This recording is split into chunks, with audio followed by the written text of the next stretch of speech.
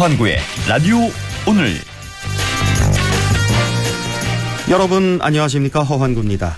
수술 환자, 중증 환자들이 제대로 치료받지 못해 죽음으로 내몰리고 있다. 이틀 전이었죠. 보건의료노조와 한국중증질환연합회가 국회 앞에서 진료 정상화를 촉구하는 기자회견을 열고 의사단체와 정부, 국회는 환자 생명부터 살리라고 촉구했습니다.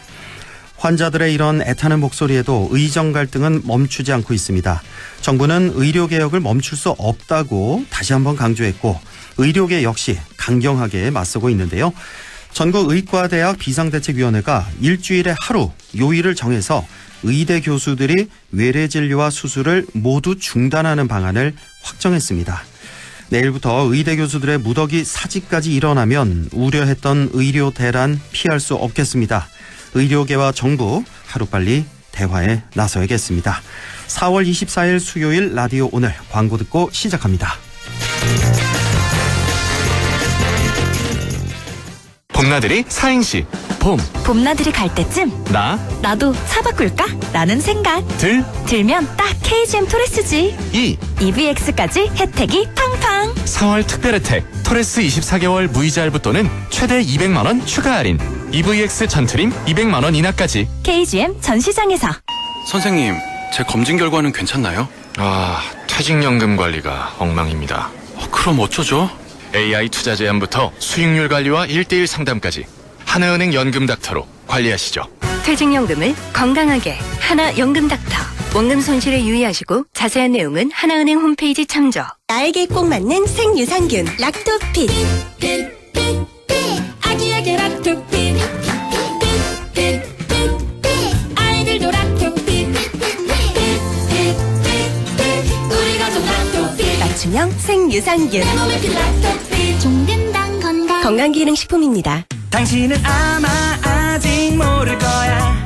상기랭투 숨은 강자 아마존카. 아마 믿지 못할 거야. 합리적인 이 가격을 아마존카. 장기렌트의 숨은 강자 홈페이지에서 실시간으로 확인해보세요. 아마존카.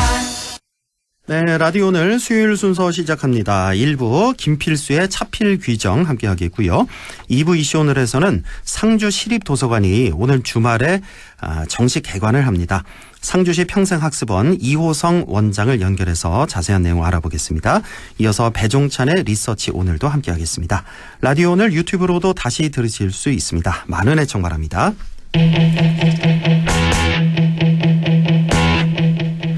차에 필요한 귀한 정보 김필수의 차필 귀정 대림대학교 미래자동차학부 김필수 교수와 함께합니다. 교수님 안녕하십니까? 네, 안녕하세요. 예, 오늘은 어떤 얘기 나눠볼까요? 요새 간간히 매스컴을 통해서 등장하는 게 자동차 급발진.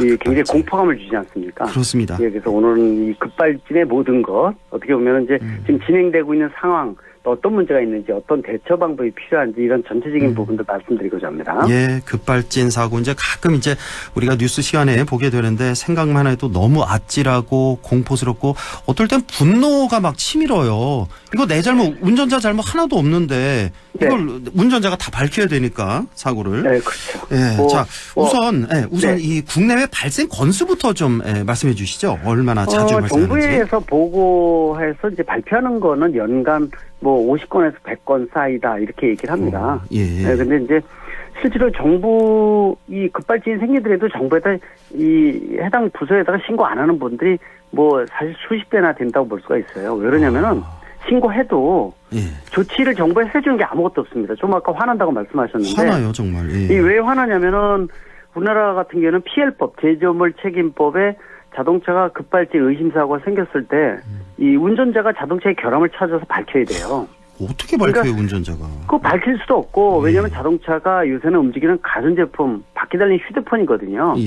워낙 이제 복합적으로 돼 있다 보니까 비전문가인 운전자가 자동차의 결함을 밝혀라. 특히 이제 전자제어, 소프트웨어 이상으로 저희는 판단하고 있는데 사고가 난 이후에 흔적이나 아니면 재현이 불가능해요. 그러다 보니까 실질적으로 이 대한민국 관련법은 소비자가 가장 불리해서 제작사에서 이 급발진 관련 사고가 생기더라도 누워서 알아서 져주는 법이다 이렇게 비아냥거릴 정도예요. 그렇군요. 그러니까 이제 지금 40여 년 생겼습니다. 1980년 초부터 발전을 했거든요. 예. 지금 2024년이니까 지금 급발진 생긴 지 한 44년 됐어요. 그렇군요. 굉장히 오래됐죠. 근데 그 어느 한 건도 승소한 사례가 대법원까지 간 사례가 지금 한 건이 지금 진행 중에 있고요. 계류 중에 있고 예. 한 번도 이긴 적이 없거든요. 단 한 번도. 단 한 번도 없습니다. 그러다 보니까 이 관련 사고가 굉장히 많이 요새 등장도 하고 있고 예. 또 뭐 하루가 멀다고 발생을 합니다. 또 제가 이 급발진 연구회 회장을 맡고 있다 보니까 예. 지금 세미나 이런 것들도 많이 진행했어. 지금은 좀 덜한데 예전에는 정부가 도리어 이 막았어요. 세미나를 정부가 나서서 해야 되는데 거꾸로 방해를 했습니다. 그러니까 이제 황당하죠. 그러니까 별의별 일이 다 있었습니다. 예전에. 근데 이제 지금은 그런 부분이 없어 좀 다행인데 그나마 관련법도 개정을 해야 되는데 우리가 일명이 이제 2년 전에 이 강릉 급발진 사고 생겨서 지난주에 가장 이 주목을 많이 받았던 것이 예. 재현 실험을 했거든요. 예, 그 뉴스 봤습니다. 예. 예, 보셨을 겁니다. 그래서 예. 그게 굉장히 중요한 의미를 가지고 있고 저도 그쪽 자문해주는 입장에서 다 잘 알고 있거든요. 그래서 내용을 지금 아직 최종 이 데이터가 완전히 다 나온 건 아닌데 그때 실험의 이유는 그겁니다. 우리가 이제 자동차 급발진 생겼을 때 자동차 메이커가 면제부가 되는 게 EDR 자료라는 게 있어요. EDR 자료. EDR, 예. 이벤트 데이터 레코더 약자라고 해서 우리가 자동차 사고 기록 장치라고 합니다. 사고 기록 장치. 예. 예. 근데 이 사고 기록 장치가 사실은 이게 원래 사고 기록 장치로 만들어진 게 아닙니다. 자동차 제작사가 자사 차량 에어백이 터질 때 예. 에어백이 터지는 전개 과정을 보기 위한 데이터를 수집하기 위해서 만든 소프트웨어였거든요. 예. 그게 어느 시점부터 사고 기록 장치로 둔갑을 했어요. 근데 문제는 이 사고 기록 장치가 급발진 사고가 생긴 이후에 이 국가수에서 EDR에 나온 자료를 재판 과정에다가 올려놓으면은 예. 그 EDR에 나온 자료가 소비자한테 굉장히 불리하게 작용을 해요. 그게 예. 왜냐하면 흔적이 남지도 않고 재현이 안 된다고 말씀드렸잖아요. 예. 근데 EDR 자료는 100% 운전자가 가속페달 밟고 있었네요라는 기록만 돼 있어요. 예. 그러니까 운전자 입장에서는 이 자동차의 결함을 밝혀야 되는데 국가서에서 EDR 자료 분석을 했더니 가속페달 100% 계속 밟고 있었습니다라고 얘기하면은 방법이 없어서 계속 퇴사하는 이유였었는데 지난번에 강릉 재현 실험이 뭘 한 거냐면은 EDR 자료에 나오는 기록과 실제로 이 사고 난 자리에서 똑같이 실험을 해서 나온 속도가 완전히 틀리다는 것이 어느 정도 나왔어요. 어떻게 달랐나요, 실제와? 그러니까 이제 지금 완전히 최종 결과는 아니더라도 지금 나온 거를 대략 제가 얘기 들었거든요. 그래서 실제로 이 EDR에 나온 기록은 마지막 5초 동안에 계속 가속 페달 100% 밟았는데 110km에서 120km까지 분이 안 올라갔어요. 예. 근데 이번 실험을 통해서 그 전인데도 불구하고 140 정도까지 올라가 버린 거예요, 속도가. 예. 그러니까 EDR 자료하고 실제로 사고 났을 때의 기록이 완전히 틀리다는 얘기는 EDR의 기록이 문제가 있다는 뜻이거든요. 뭐 20km 이상 틀리네요, 지금 보니까. 그렇죠. 예. 그래서 최종 결과가 나와야 되지만은 근데 이제 제가 항상 강조하던 것도 그거였거든요. 세미나 이런 걸 할 때도 EDR 자료가 신뢰성이 많이 없다. 왜냐면은 구조적으로요. 이 ECU라는 게 사람의 두뇌에 해당되는 거거든요. 예. 이 자동차의 ECU 두뇌를 거쳐서 EDR의 기록이 되는데 우리가 생각을 해보십시오.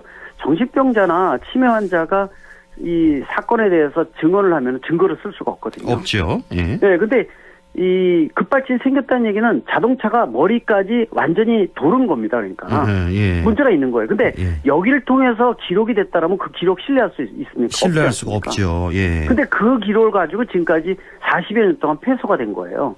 그러니 운전자가 한 번도 이기질 못했죠. 그렇죠. 그래서 지난주에 나온 기록이 나온 결과가 어떻게 나오냐 굉장히 중요한 거고 또 한 가지는 지난 재현 실험을 국내에서 수십 년 만에 최초로 했다고 말씀드렸는데 이거 정부가 한 게 아니에요. 피해자 가족이요. 피해자 가족이 개인 돈 내서 비용을 했죠. 다 대고 강릉에 있는 이 드라이버가 자진해서 내가 운전해주겠다고 놔두고 또 같은 연시에 같은 차를 강릉 시민이 내 차 빌려주겠다 해서 빌려주고 지역의 경찰이 통제해주겠다라고 해서 17반 다 나눠가지고 실험을 한 겁니다. 그러니까 저는 마음이 좀 아픈 게 아니 이게 정부가 나서서 해줘야 될 일을 이게 피해자 가족이 입증을 하고 전문가 다 대동을 해서 이걸 만들어서 실험을 하는 상태니까 얼마나 소비자 입장에서는 상당히 한쪽으로 기울어진 운동장이겠습니까? 그렇습니다. 그러니까 이제 저도 이렇게 노력을 하고 있고 법적 개정하는 것도 관련 자문회에 들어가는데 법이 개정될 가능성은 제로라고 보셔야 돼요. 우리나라는요 지금. 아 지금 개정될 가능성이 없어요? 예, 없습니다. 지금 도의원집법 올라가 있는데요. 이번에 이번 달 뭐 국회도 폐기되지 않습니까? 예. 그러면 이 완전히 법안 다시 진행을 해야 되고요. 또 얼마 전에 반년 전에 PL법 관련 정책 연구를 했어요. 근데 결과가 지금 아직 발표 안 한 게 아니라 안 한 겁니다. 결과는 이미 나와 있고 저도 내용 잘 알고 있는데 왜 비공개로 하느냐면은 한 거 자체가 소비자 중심으로 입증 책임에 대한 것들이 그대로 소비자한테 그대로 돼 있어요. 그러면 그 법 정책 연구 하나만 하거든요. 그렇죠. 그러니까 발표를 안 하는 건데 이게 소비자 중심 항상 말씀드린 미국은요 재판 과정에서 급발진 의심사고 생기면은 이 자동차 제작사가 자사 차량에 결함이 없다는 것을 밝혀야 돼요. 아 거기는 또 미국은 또 자동차 회사가 밝혀야 되는 거예요? 예, 그러니까 재판 과정에서 거죠. 예. 소비자가 전문가를 대동해서 재판 이의를 주고받을 때 정확하게 소비자가 물어보는 거에 대해서 자사 차량에 결함이 없다는 것을 밝히지 않으면은요 최종 결론이 나오지 않아도 판사가 합의를 종용을 해서 보상을 다 받아요. 그러니까 결론은 미국도 자동차가 결함이다 이렇게 결론은 내지는 않습니다. 왜 그러냐면은 이게 만약에 결론 나면은 글로벌 제작사들이 차 파는 거 우리나라도 마찬가지로 불량품 파는 거가 되는 거예요. 그러니까 PL법 그렇죠. 제조물 책임법에 어긋나지 않습니까? 예. 그래서 결론은 급발진이다 이렇게 내지는 않지만 보상을 받기 때문에 이 부분들을 합의에 의해서 끝나는 부분들이 많은 게 미국 시장인데 우리나라는 그냥 신경 하나도 안 씁니다. 제작사도 그냥 누워 있고요. 수입차들도 급발진 생겨도 신경 안 써도 알아서 져주는 법이다 이렇게 얘기를 합니다. 알겠습니다. 자 이제 급발진 사고. 자 정확한 원인이 아직 밝혀지지 않았다고 하셨는데 그러면 이제 추정을 해볼 수가 있는데 이제 지금 보면은 이제 우리 자동차 산업이 발전하면서 전부 다 부품이 이제 전자식으로 바뀌고 있고 그래서 그것이 한 원인이 아닐까. 그래서 저희 연구에서도요. 세미나 여러 번 열었는데 말씀하신 대로 전자제어 알고리즘의 이상이라고 보고 있어요. 그렇게 현재까지는. 저도 이제 전자제어 전공을 했기 때문에 왜냐하면 요새 자동차가 바퀴 달린 휴대폰이지 않습니까? 그렇습니다. 근데 휴대폰 통화하시다가 프로그램이 혼자 돌아간다든지 예전에 통화가 끊어진다든지 얘기 많이 있지 않습니까? 근데 이 여기다 바퀴 붙여놓고 움직이다가 문제 생기면 그게 급발진이 생길 수가 있기 때문에 또 이 전자제어 알고리즘의 이상도 미국에서 일부 확인을 했어요. 문제가 있다는 것도. 그래서 그런 부분들은 그래서 전자제어 알고리즘의 이상은 흔적도 남지 않고 재현이 불가능하다라고 말씀드린 이유가 그래서 있습니다. 요즘에 일부입니다. 그 왜 고급 수입 차량 같은 경우에는 이런 전자식 부품이 아니라 아날로그 방식을 쓴다. 급발진을 막기 위해서 그런 얘기를 좀 들었는데요. 이게 좀 급발진을 피할 수 있을까요? 아날로그 방식으로 쓰는 자동차? 그거는 좀 어렵고요. 지금의 자동차는 움직이는 가전제품 이 과학기술의 융합이기 때문에 방법은 지금 여러 가지가 있어요. 하나는 이 글로벌 제작사 중에서 우리가 일명 셧다운 프로그램이라고 해서 차에 하드웨어적으로 우리가 공장에 가서 빨간 스위치 눌러서 끄는 거 있죠. 근데 그렇게 할 수도 있는데 그렇게 하면은 불안하지 않습니까? 운전자가 그런 스위치가 있으면. 그래서 하드웨어적으로 안 하고 소프트웨어적으로 차가 이상을 느끼면은 센서의 동작에 의해서 안에 돌아가는 프로그램을 셧다운 시켜 다 죽여버리는 거죠. 그래서 차를 전원을 다 끊어버리는 이런 이 기능도 넣기 시작을 했어요. 그러니까 이제 예방 차원에서 그렇죠. 급발진 아예 생기지 않게 만드는 게 중요하거든요. 그런 노력을 자동차 제작사가 더더욱 노력을 해야 된다 이렇게 말씀드리고 또 한 가지는 아까 법을 개정하는 건데 우리나라는 법의 개정이 어렵지 않습니까? 그래서 유일하게 소비자가 이길 수 있는 방법은 페달 블랙박스를 끼라고 말씀드려요. 페달 블랙박스라면은 그 페달만 보여주는 그 블랙박스가 있나 봐요. 발을 찍는 이 영상이 들어가 있는 거죠. 발을 찍는 영상. 그래서 작년부터 대한민국이 영상 블랙박스는 전 세계에서 가장 잘 만들거든요. 제 관련 정부위원회 위원장 맡으면서 관련 업체들 다 하는데 업체들한테 10여 년 전부터 이 페달 채널을 찍는 블랙박스 개발하라고 해서 작년부터 여러 기업에서 판매를 하고 있습니다. 지금 현재. 그래요. 그래서 앞으로 신차에 끼는 블랙박스나 아니면 블랙박스를 바꾸시게 될 때 영상이 들어가 있는 블랙박스를 껴주게 되면 나중에 혹시라도 문제가 생겼을 때요. 내가 결백을 하다는 것을 영상을 통해서 위변조가 쉽지가 않기 때문에 100% 입증을 할 수가 있어서 내가 이길 수가 있어요. 그게 유일한 방법입니다. 큰 도움이 되겠군요. 자, 오늘 가장 중요한 질문일 것 같은데 이 급발진은 뭐 어느 차에건 다 누구에게든 일어날 수가 있는 사고이기 때문에 자, 만약에 내가 이제 딱 차를 운전하고 있는데 갑자기 급발진이 일어났다. 네. 어떻게 운전을 해야 됩니까? 그럴 때는. 시골 같은 경우에는 혹시 가드레일이나 벽 같은 게 있으면 벽을 영화식으로 이렇게 부닥치면서 쭉 가이셔야 돼요. 그래서 속도를 줄이셔야 되는데 네. 문제는 도심지에서는 속도가 빨라지는데 사람이 심리적으로 장애물이 있으면 피하지 않습니까? 피하게 되죠. 예. 장애물 한두 개 피하면 시속 100km 넘으면은요 죽은 목숨입니다. 그럼요. 예. 근데 특히 도심지는 수직 구조물이 많아요. 가로수, 전봇대, 이 신호등 같은 거 있죠. 그렇죠. 예. 이 수직 구조물에 부닥치면 에너지 분산이 안 되기 때문에 사망 확률이 높습니다. 그래서 혹시 내 의지와는 무관하게 차가 움직인다 그러면요. 예. 정신 바짝 차리시고 예. 장애물, 사람이 만든 구조물 중에서 에너지 분산이 제일 잘 되는 게 엔진룸과 트렁크룸이에요. 엔진룸과 트렁크 뒤에. 앞에 트렁크. 길거리에 서 있는 주차된 차 있죠. 예. 그냥 뒤에다 부닥쳐서 세우십시오. 부딪혀야 근데 된다. 차가 과속이 돼서 규제를 도저히 못할 정도로 속도가 빨라지면 이미 교초가 늦어지니까 예. 더 빨라지기 전에 뒷차에다 부닥쳐 부서지면요 차는 종합보험 처리하면 됩니다. 그렇죠. 예. 사람이 사상자가 나오지 말아야 되거든요. 그래서 그래서 제가 이제 수백 건 이상을 영상도 오고 뭐 소송 관련해서도 자문 뭐 오고 별의별 거 오는데 그 많은 영상 중에서 이 앞에 장애물하고 차고 부닥쳐서 한 분들은 경미하게 끝났습니다. 다. 그러니까요. 그러나 피한 분들은 예. 나중에 보면 다 사망자로 다 등장을 하기 때문에 급발진이 일어나면 위험합니다. 누구든지 다 이제 일단은 당황하고 놀라게 되니까 맞습니다. 막 차가 내가 제어가 안 되고 빨리 가게 되니까 일단은 뭐든지 다 피해서 가게 되거든요. 그렇죠. 나중에 그러지 조치할 말고 수 있다 생각을 하죠. 그렇습니다. 그러지 말고 앞에 네. 있는 차를 받아라. 차라리 예. 차랑 부딪혀라는 거. 사실 이런 말씀 예. 드리는 것도 좀 어려운 방송에서 예. 차에다 부닥치라 얘기하기도 어렵지 않습니까? 이게. 그렇습니다. 예. 근데 도심지에서는 방법이 인간이 만든 구조물 중에서 에너지 분산이 가장 잘 되는 게 그 구조이기 때문에 또 아까 가드레일이라든지 벽 같은 게 있는 시골길 같은 데는 그쪽에 부닥치면서 가면 돼요. 그러면 속도 느리면서 세운 사람들도 많이 있거든요. 예. 네, 근데 도심지는 그게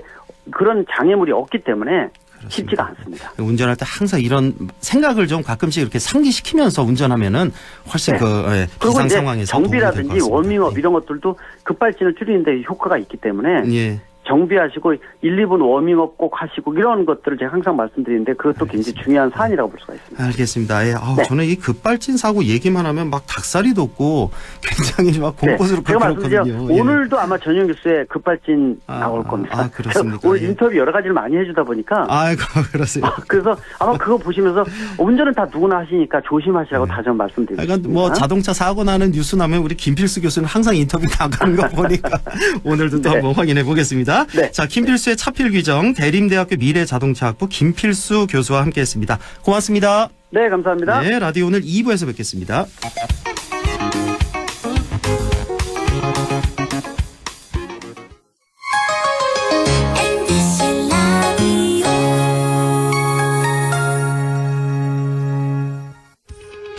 오늘도 안전하게 음주운전 예방수칙 알려드립니다.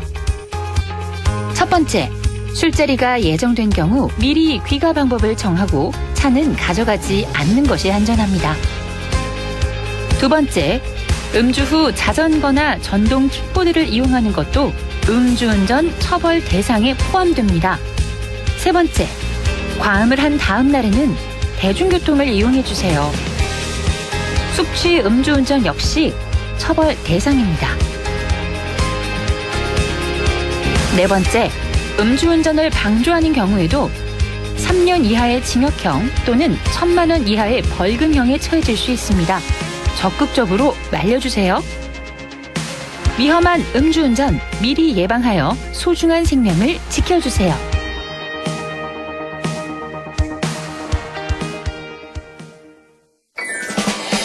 나 정상훈.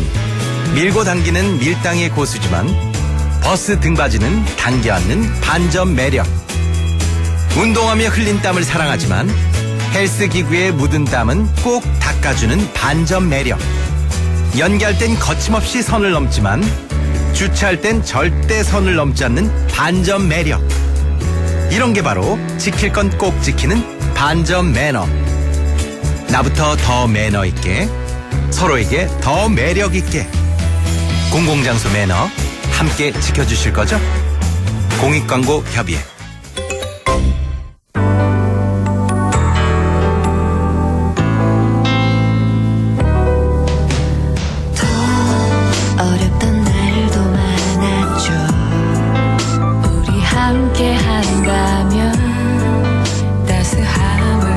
느껴요.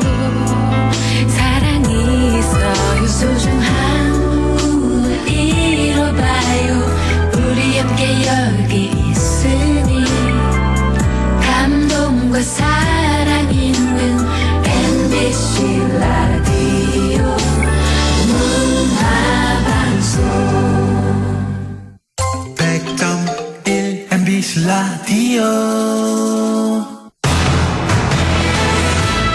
네, 6시 25분 45초 지나고 있네요. 이슈 오늘 시작합니다. 오는 주말이죠. 상주 시립도서관이 정식으로 문을 엽니다.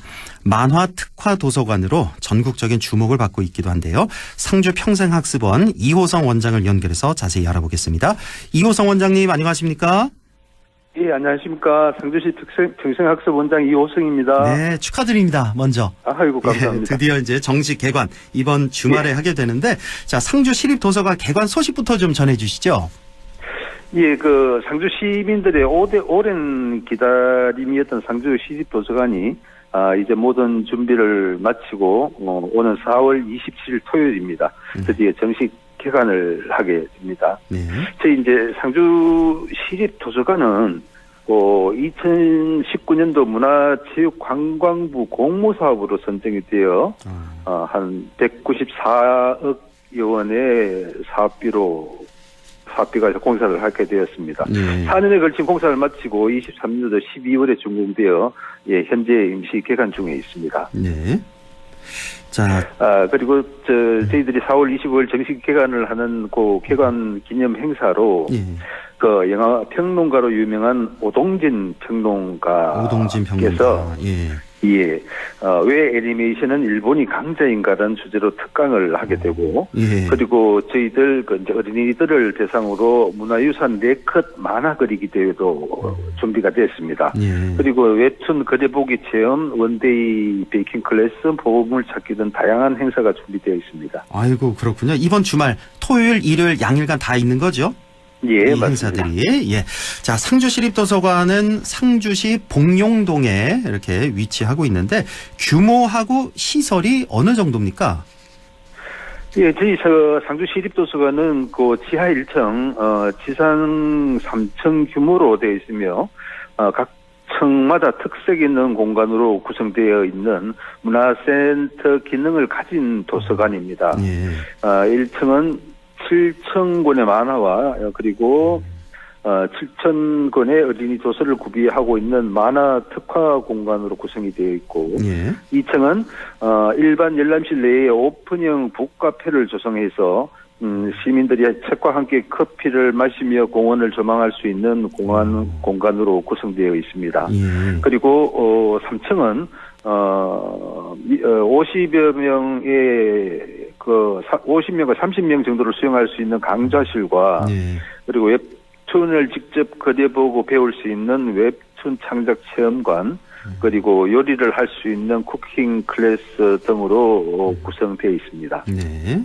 자, 특히 그 우리가 저희들이 웹툰 창작과 교육을 병행할 수 있는 어떻게 보면은 경북도 내 유일한 만화 도서관이고, 그렇죠. 또 지자체에서 운영하는 제일 규모가 큰 만화 특화 공간을 소유하고 있습니다. 그렇습니까? 전국적으로도 봐도 지자체에서 운영하는 맞습니다. 제일 규모가 큰 만화 공간을 소유하고 있다라는 말씀이시고, 자, 상주시립도서관은 만화 특화 도서관이란 점에서 이제 전국적인 주목을 받고 있는데 이렇게 만화 특화 도서관으로 만들게 된 배경 이유는 무엇일까요?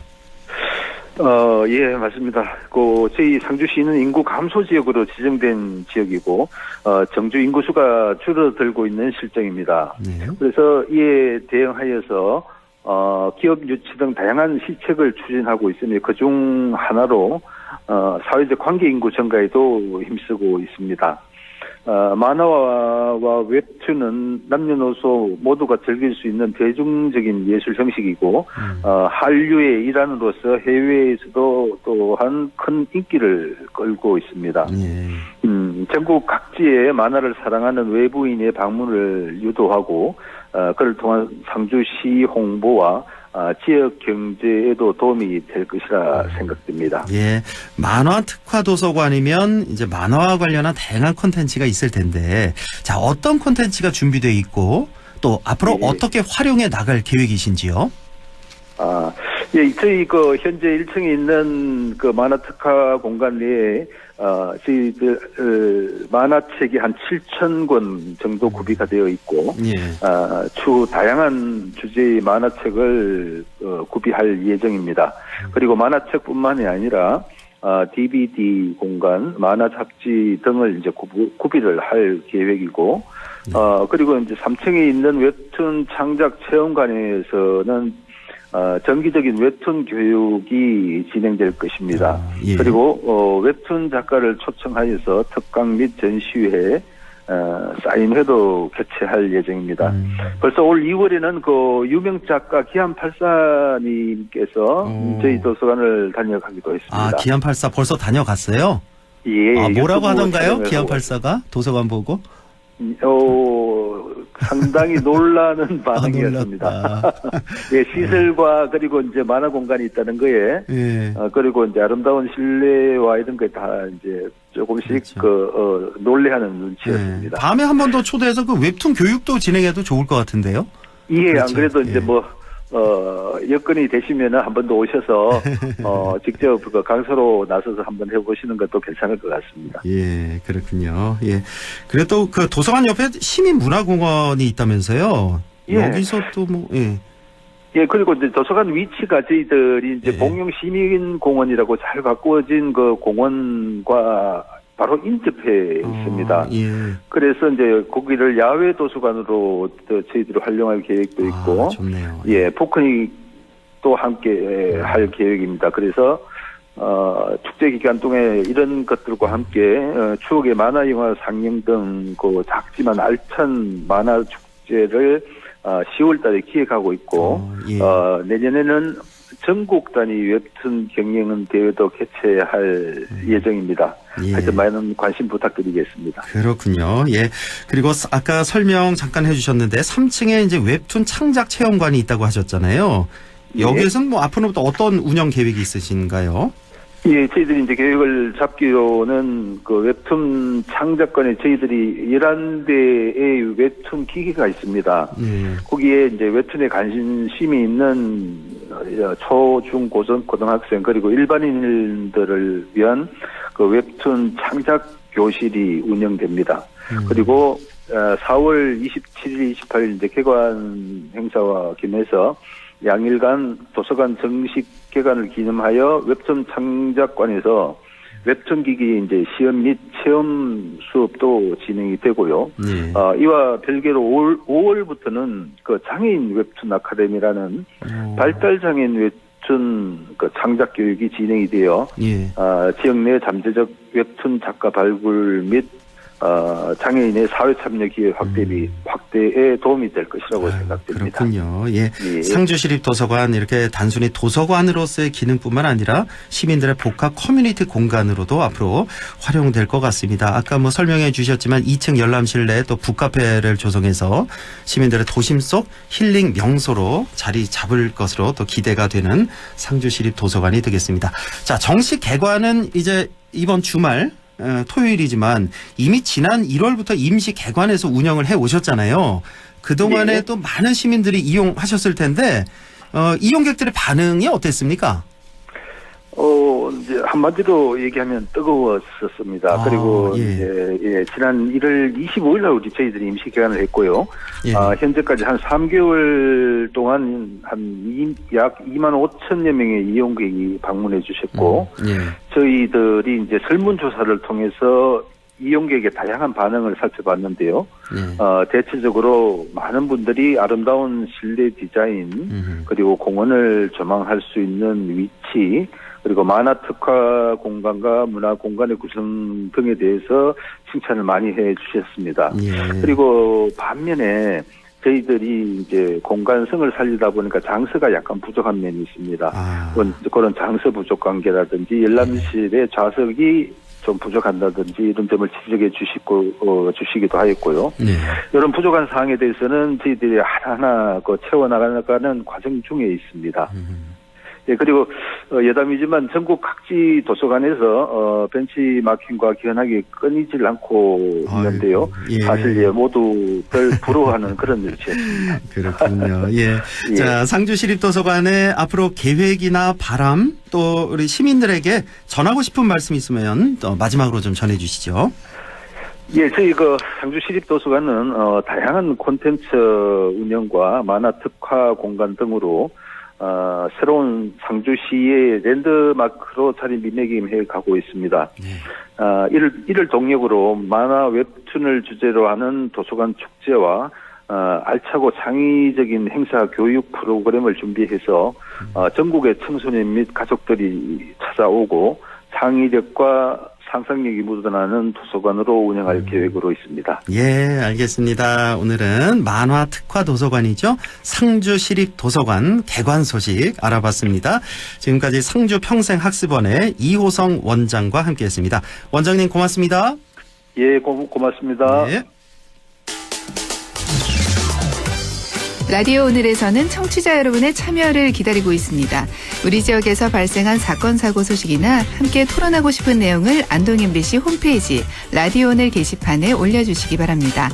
전화와 문자 참여도 하실 수 있습니다. 전화는 851국에 7191번, 문자는 샵 0913번으로 보내주시면 됩니다. 문자는 단문 50원, 장문 100원의 정보 이용료가 있습니다. 여러분의 많은 참여 바랍니다.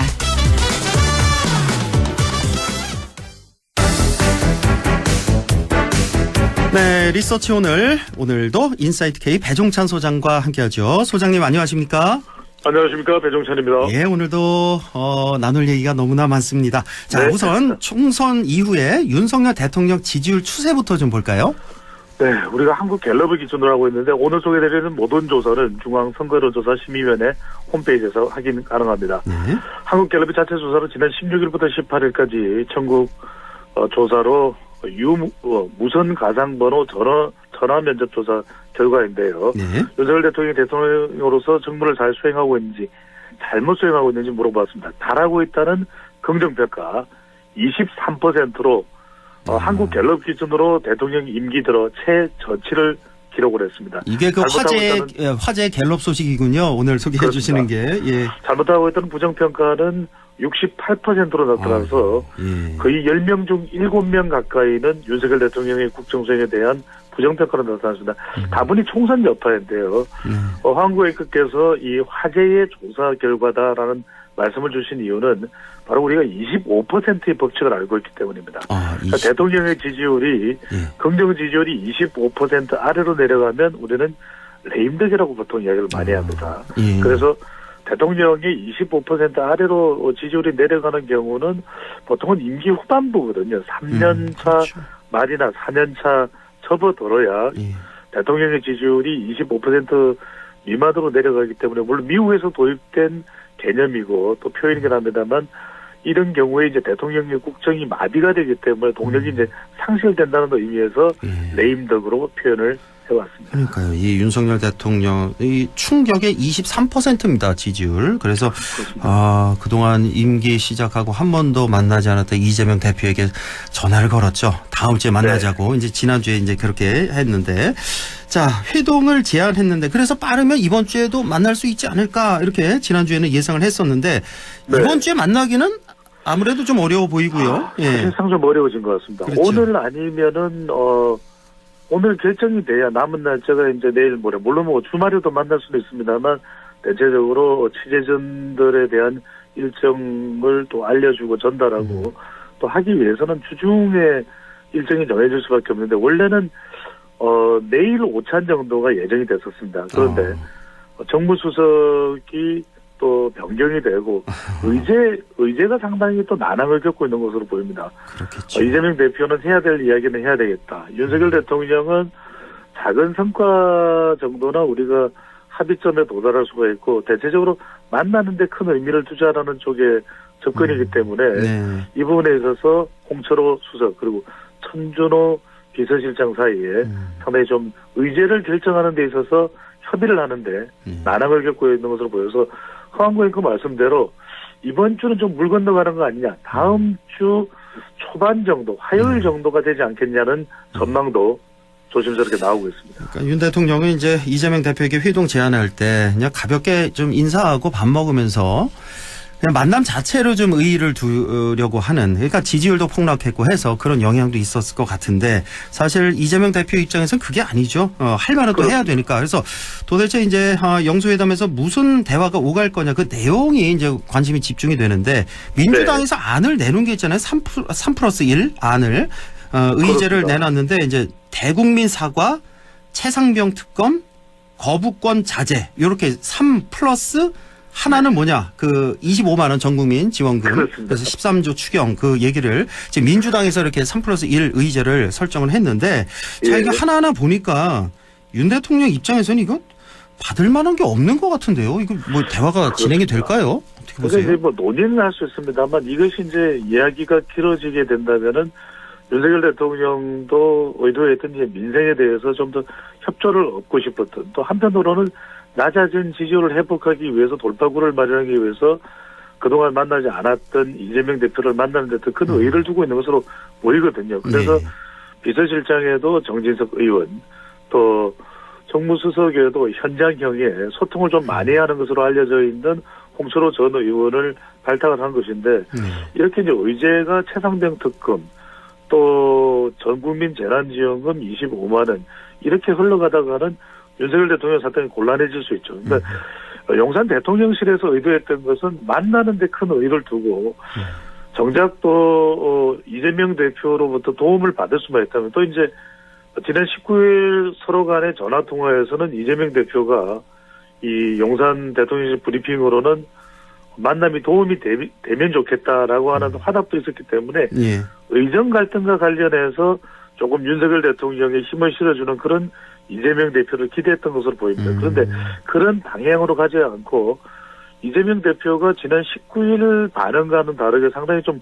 꼼꼼하게 챙기는 것으로 보입니다. 그러다 보니까 조국 대표도 나도 만나야 된다. 이 조국도 만나야 되지 않겠습니까? 하는데 이제 윤석열 대통령이 거기에 대해서 뭐 별다른 반응이 안 나오고 이재명 대표도 그럼 만나면 조국 대표도 같이 만나야죠. 뭐 이렇게 돼야 되는데 그런 상황은 아니거든요. 범야권 연석회의도 조금 무게를 이재명 대표는 싣지 않고 있는 그런 상황이라서 일단은 뭐 안 만날 수는 없습니다. 이재명 대표도 이재명 대표가 이 해동을 걷어차기는 또 부담이 되거든요. 그래서 좀 적정선에서 기존에 판단했던 3+1보다는 조금 완화된 측면, 또 윤석열 대통령도 일단 결론을 내지는 않지만 적극적으로 열심히 이재명 대표 의견도 듣는다는 차원 정도에서 합의를 한 다음에 적어도 이번 주가 안 되면 이번 주는 물 건너갈 가능성이 높대 적어도 또 다음 주 후반까지 가면 더 길어지거든요. 그래서 더군다나 5월 1일은 또 근로자의 날이기도 하기 때문에 마지노선을 4월 30일 오찬 정도로 잡지 않을까라는 전망이 조심스럽게 나오고 있습니다. 그렇군요. 이제 조금 전에 이제 정진석 의원 비서실장 임명했다는 그 말씀 주셨는데 사실 정진석 비서실장 임명에 대해서 여야 모두 비판의 목소리가 많이 나오고 있습니다. 그러니까 왜냐하면 정진석 실장 같은 경우는 이제 전에 그런 발언이 있었잖아요. 대통령이 범죄 피의자와 그러니까 여기서 이재명 대표죠. 면담할 때는 아니다 이런 발언도 했고 뭐 조선은 안에서 썩어 무너져서 나라를 잃은 것이다. 뭐 이런 발언도 했고 등등 해서 상당히 비판이 많은데 이 정진석 비서실장 임명에 대해서는 어떻게 보셨어요? 그렇죠. 상당히 부정적인 평가와 또 시각도 있는 것만은 분명합니다. 결론적으로 말씀드리면은 윤석열 대통령으로서는 마땅한 사람이 없었다. 그렇기 때문에 선택할 수 있는 사람 중에서는 가장 적절하다는 판단을 했던 것으로 보입니다. 그건 이제 물론 야당이나 일반적인 평가와는 또 다른 차원일 수도 있습니다만 그렇다면 또 관료를 할 거냐. 김대기 실장이나 이관섭 전 실장처럼 관료를 하기에는 또 어려운 상황일 테고 그렇다고 해서 학자를 하기에는 돌파구가 마련이 안 될 거고 적어도 중진 정치인이고 또 충청권이고 또 방금 전에 현행그 말씀대로 그것뿐만이 아닙니다. 노무현 전 대통령과 관련해서도 지금 실형받은 게 있을걸요. 1심 받았죠. 예. 6개월 징역인가요? 대법원 확정이 나지는 않았습니다. 그런 걸 판단한다면 야권에서는 상당히 거센 비판이 나올 수밖에 없는데 그럼에도 불구하고 박지원 당선자는 또 호의적으로 봐요. 그래도 정진석 정도면 대화가 되는 사람 아니냐. 그러니까 한때 상당히 또 이명박 정부에서도 정무수석을 맡았었는데 공격적이고 저돌적일 때는 또 상당히 또 저돌적이었으면 분명합니다. 그렇죠. 또 최근에는 또 내부적으로도 갈등의 전면에 서기도 했죠. 이준석 대표 시절에 그 육모방망이 이야기를 하면서 우크라이나에 왜 가? 뭐 이런 식의 또 상황극이 벌어지고 하는 그런 또 중심에 서 있었는데 지금 정진석 또 의원으로서는 그렇게 공격적으로 하기는 힘들 겁니다. 왜냐하면 본인이 이번에 당선된 게 아니라 낙선이 된 상태고 게다가 이제 윤석열 대통령과 거의 뭐 친구 사이로 그렇게 또 알려지고 있는데 지금 비서실장으로서 야권에 또 강한 또 대립각을 세우면 대통령의 소통 의지에는 또 찬물을 끼얹는 것이나 다름없을 수 있거든요. 그러니까 허앵크 말씀대로 또 보는 시각에 따라서 정진석 비서실장에 대해서 상당히 부정적일 수는 있습니다만 그나마 윤석열 대통령으로서는 소통하겠다는 차원의 선택인 것으로 분석됩니다. 뭐 그렇기는 해도 참 여러 가지 비판의 목소리 나오는 이유 중에 또 하나가 이번에 이제 총선 민심에 따른 비서실장 교체 아니겠습니까? 심판받은 것에 대한. 그런데 이번에도 정진석 의원 같은 경우 이번에 또 낙선했잖아요. 5선을 내리지는 그 지역구 따뜻한 지역구에서 낙선자를 총선 심판용으로 다시 비서실장으로 임명한다는 것도 이것도 좀 말이 안 되는 것 같고 어쨌든 뭐 그렇습니다. 예. 지금 뭐 상황이 그렇습니다. 그 말씀대로 대통령 지지율이 총선 여파로 더 내려간 이유도 대통령이 바뀌어야 된다라는 국민들의 요구가 총선 결과도 담겨 있지만 이 이제 지지율에도 담겨 있는데 말씀하신 대로 홍철호 전 수석에 대해서도 대통령이 잘 모른다라고 설명을 하면서 자수성가형 기업인 출신이다라고 강조를 했는데 사실 정무수석이 기업인 출신인 것도 하나의 장점일 수는 있습니다. 더 중요한 건 야권과 충분히 이제 소통이 가능해야 되는데 그렇죠. 이 이제 용산에서의 대통령과 이재명 대표의 회동과 관련해서도 기자들이 계속 그 질문하거든요. 전 국민 25만 원에 대해서는 의제 채택이 가능하냐는 그 문제에 대해서는 내가 답변할 사안이 아니다라고 얘기한 건 아직까지도 그러면은 홍철호 전 의원이기도 하고 이번엔 또 낙선을 했습니다. 그러다 보니까 사실상의 허앵크 말씀대로 두 낙선자예요. 더군다나 이번 총선의 두 낙선자가 야권과의 소통의 전면에 등장했기 때문에 이 부분에 대한 비판이 있는 것도 사실입니다. 자, 이번 주는 또 한동훈 전 비대위원장 얘기를 안 할 수가 없는데 대통령이 한동훈 위원장한테 만나자 우리 점심 같이 먹자 지난주에 제안을 했잖아요. 이거 나 건강이 안 좋아서 못 만나겠습니다 했어요. 한 위원장이. 그런데 알고 보니까 그 며칠 전에는 비대위원들과 함께 만찬을 했다. 그래서 이거 뭐냐. 그래서 한동훈 위원장과 윤석열 대통령 사이가 지금 도대체 어떤 사이냐. 지금 뭐 갈등을 넘어서 결별 수준이냐. 뭐 어떻게 봐야 됩니까 지금.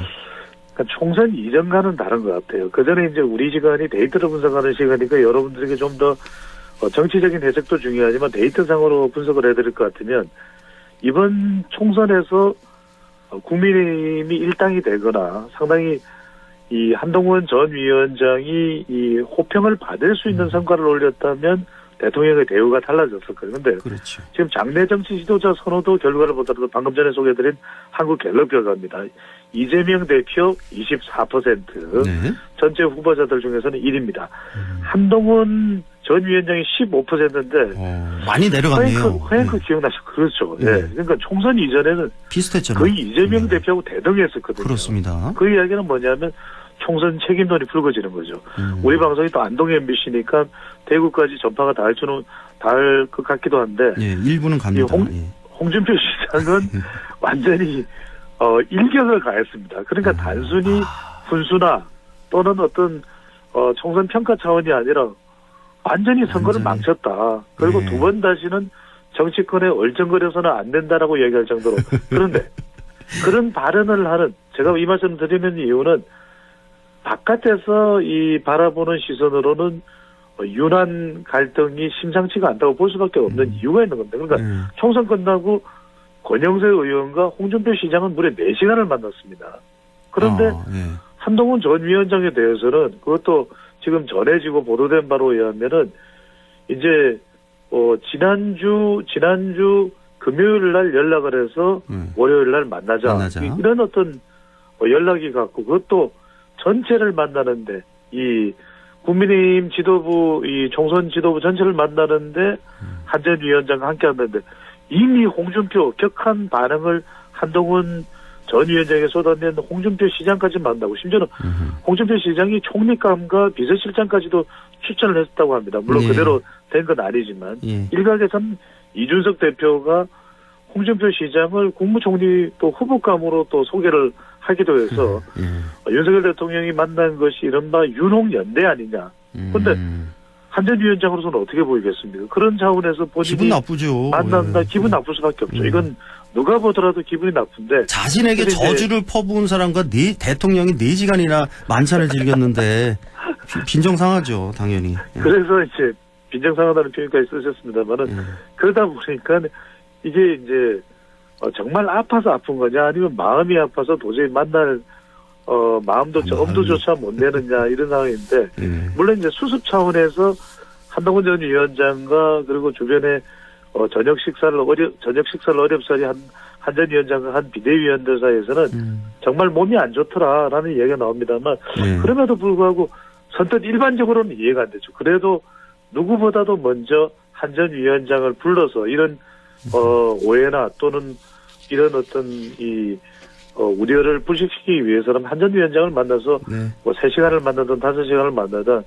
동훈아 정말 수고 많았고 난 영원히 널 믿는다 뭐 이런 게 이제 반응이 나왔더라면 이런 어떤 억측들이 안 나왔을 텐데 이른바 홍준표 시장은 여전히 한 전 위원장을 향한 이 정조준과 저격을 또 굽히지 않고 있거든요. 또 한 전 위원장을 감사하는 것에 대해서도 상당히 격한 반응을 쏟아내고 나오고 있는 상황이라서 한동안은 뭔가 결정적인 어떤 변곡점이 나오지 않는다면 회복 지점이 나오지 않는다면 유난 상당히 서운한 마음이 상호간에 생긴 게 아니냐라는 해석이 지속될 것으로 보입니다. 알겠습니다. 딱 30초 남았는데요. 자, 다음 국회의장 후보가 지금 계속 거론되고 있습니다. 추미애, 정성호, 조정식, 박지원 등등. 자, 누가 가장 유력해 보입니까? 저는 조정식 의원이 아닌가 싶습니다. 왜냐하면 추조정인데 사실 추미애 의장을 국회의장으로 민다면 그 가능성이 없다는 건 아닙니다. 근데 그렇게 될 경우에는 또 우리 TK 출신이기도 하죠. 근데 그렇게 되는 경우에 대통령과의 앞으로의 이른바 해동이 상당히 힘들어질 수가 있거든요. 그러니까 뭐 추윤 갈등은 모르는 바가 없지 않습니까? 근데 이제 정성호 의원을 하게 되면 너무 이른바 이재명계의 자장이다. 이런 또 오해와 지적이 나올 수 있기 때문에 육선 조정식 의원으로 갈 가능성 열려 있는 걸로 보입니다. 그렇군요. 예, 자 지금까지 인사이트 K 배종찬 연구소장과 함께했습니다. 고맙습니다. 감사합니다.